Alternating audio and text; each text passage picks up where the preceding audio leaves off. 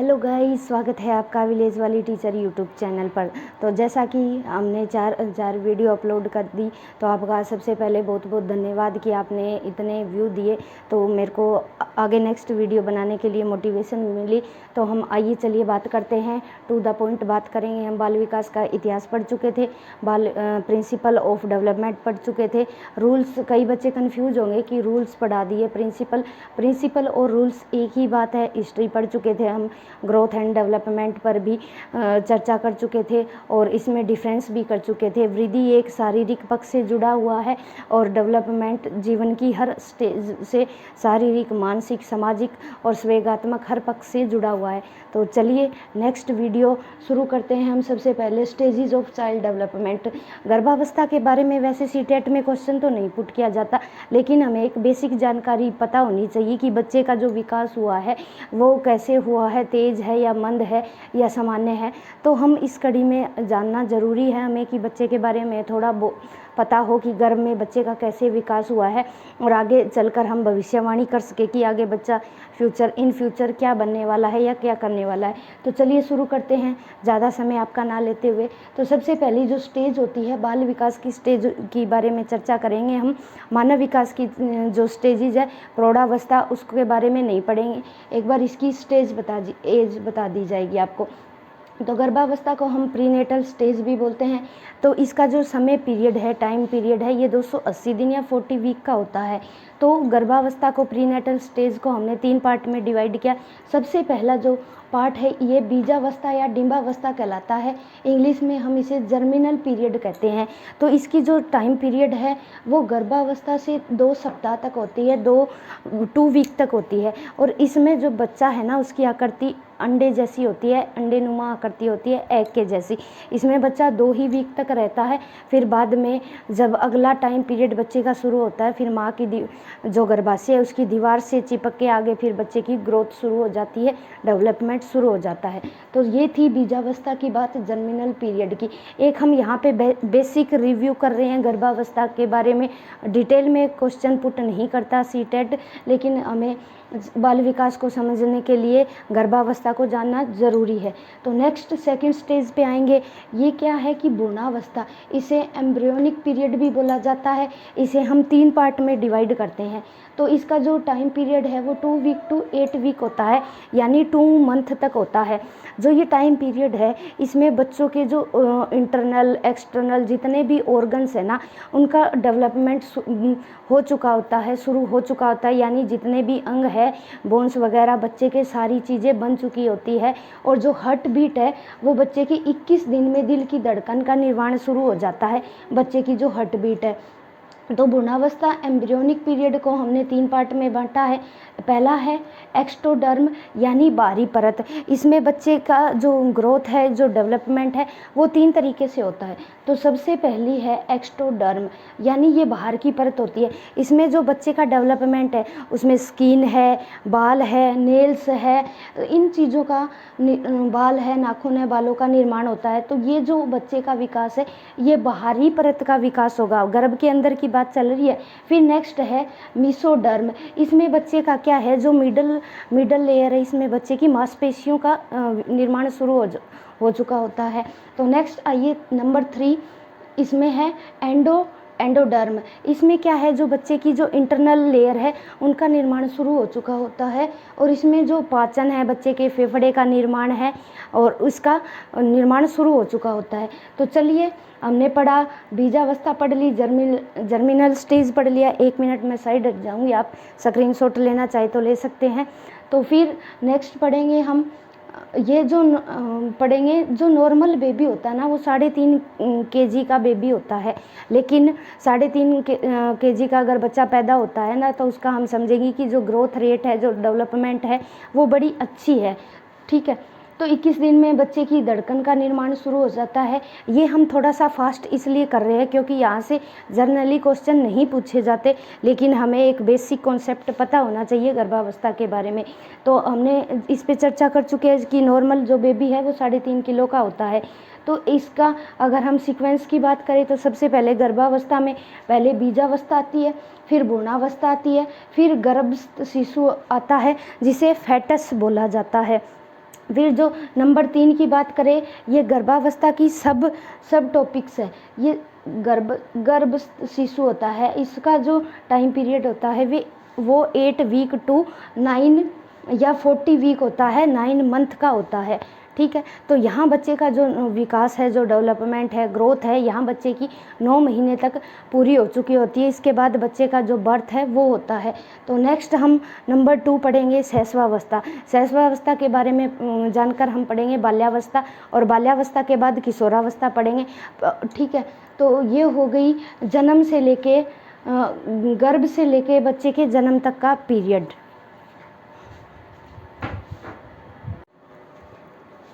तो चलिए दूसरी अवस्था पढ़ते हैं, दूसरी स्टेज पढ़ते हैं। गर्भावस्था के बाद दूसरी जो स्टेज आती है वो शैशवावस्था होती है, जिसे हम बेबीहुड भी बोलते हैं।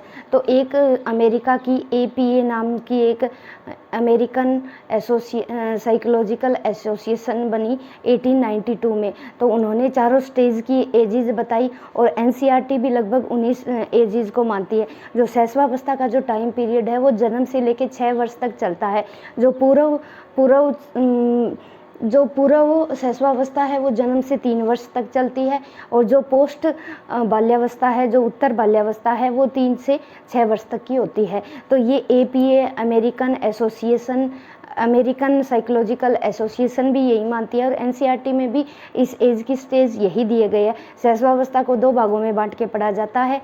पहली नंबर 1 पूर्व शैशवावस्था जो जन्म से 3 वर्ष तक होती है, और जो दूसरी है वो उत्तर शैशवावस्था जो 3 से 6 वर्ष तक होती है। तो आइए हम जानते हैं शैशवावस्था की क्या करैक्टरिस्टिक होती है। तो सबसे पहले थोड़ा बेसिक जानेंगे कि जो जन्म के बाद जो नया जन्मा बच्चा होता है, देख लीजिए, 1 मिनट में साइड हो जाती हूँ, आप स्क्रीनशॉट ले सकते हैं, तो फिर आगे बढ़ेंगे। तो सबसे पहले जो है जो बच्चा न्यूबॉर्न बेबी है उसे नियोनेट बोला जाता है। नियोनेट को आजकल हम इन्फेंट भी कहते हैं। इन्फेंट का मतलब है यानी जो अभी अभी जो बच्चा जन्मा है। तो इन्फेंट जो शब्द है, यहाँ देखिए, जो इन्फेंट शब्द है वो इन्फेसिया से निकला है। ये एक लेटिन वर्ड है। इसका जो अर्थ है उसे बोला जाता है इनेबल टू स्पीक, यानी बच्चा अभी अभी जन्मा है, अभी एबल नहीं है बोलने में। तो देखिए, जो शैशवावस्था के जो विभिन्न नाम है, वैलेंटाइन ने क्या कहा है? वैलेंटाइन ने शैशवावस्था को सीखने का आदर्श काल माना है, और यहीं से जो बच्चे की अभिव्यक्ति है उसका प्रारंभ होता है, यानी स्टार्टिंग होती है। तो अलग अलग साइकोलॉजिस्ट आए। हरलोक क्या कहती है कि हरलोक कहती है कि जो ये शैशवावस्था है ये बहुत ही खतरनाक अवस्था है, इसमें सबसे पहले बच्चे के जीवन को बचाना जरूरी है। इसी तरह रूसो एक साइकोलॉजिस्ट हुए, वो कहता कि बच्चा जब पैदा होता है वो पूर्णतः शुद्ध होता है, लेकिन जैसे ही वो वातावरण में आता है वातावरण उसे अशुद्ध बना देता है। देखिए, जैसे यहाँ लिखा है कि बालक में जन्मजात शुद्धता होती है, वातावरण उसे अशुद्ध बनाता है, ये कहना है रूसो का। ठीक, तो खतरनाक अवस्था हरलोक ने बताई, और वैलेंटाइन ने जीवन का सर्वाधिक सीखने का आदर्श काल बताया। इसके अलावा शैशवावस्था की बहुत सारी करैक्टरिस्टिक है, तो चलिए 1 बाय 1 करेंगे। तो दूसरा क्या है? ये जीवन का सर्वाधिक महत्वपूर्ण काल है, और ये भावी जीवन की आधारशिला है, यानी जो शैशवावस्था में जो डेवलपमेंट की रेट है, जो रेशियो है, वो आगे जो बच्चे का बाद का जो डेवलपमेंट है उसको डिसाइड करेगा। ये भावी जीवन की आधारशिला है। फिर है तीव्र डेवलपमेंट की आयु, यानी यहाँ जो शैशवावस्था है इसमें बच्चे का जो डेवलपमेंट है वो फास्टली होता है। फिर क्या है? निर्भरता की आयु होती है, ये डिपेंड होते हैं मम्मी पापा पर, बच्चे अपने आप से कोई भी काम नहीं कर सकते। फिर क्या है? ये खिलौनों की आयु है, शाला पूर्व जाने की आयु है। इस तरह बहुत सारी विशेषताएं हैं।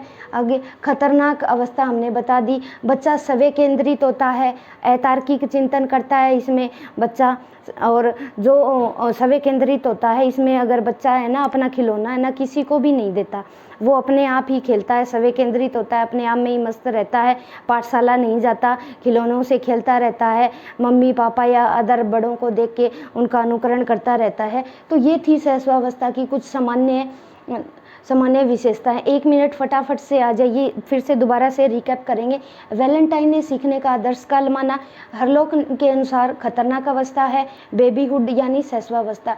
जीवन का सर्वाधिक महत्वपूर्ण काल है, भावी जीवन की आधारशिला है। तीव्र विकास की आयु है, निर्भरता की आयु है, खिलौनों की आयु है। इसमें बच्चा स्वार्थी होता है, स्वयं केंद्रित होता है, अनुकरण करता है, अतार्किक चिंतन करता है। इसमें तर्क करने की नहीं क्षमता होती है। अगर कोई खिलौना है, अगर हम उसे छिपा देंगे तो और ये बोलेंगे कि चिड़िया ले गई, अब बच्चे में इतनी समझ अभी तक विकसित नहीं हुई है, मैच्योरिटी नहीं आई है कि बच्चा कल्पना कर सके कि चिड़िया खिलौना नहीं उठा के ले जा सकती। लेकिन और इसी एज में बच्चों में संस्कार पैदा होते हैं, लेकिन जो संस्कार पैदा होते हैं, संस्कारों का निर्माण शुरू हो जाता है, लेकिन जो संस्कार स्थायित्व है वो बाल्यावस्था में होते हैं। तो सालों पूर्व एज की बात कर सकते हैं। बच्चा खेलता है, इसमें बच्चा अकेला खेलता है, पीयर ग्रुप नहीं बनाता। तो तीसरी जो अवस्था है वो बाल्यावस्था है, जो हमारे लिए बहुत ही इम्पोर्टेंट रहने वाली है। बाल्यावस्था की भी हम बाल की खाल निकालेंगे। तो चलिए करते हैं शुरू।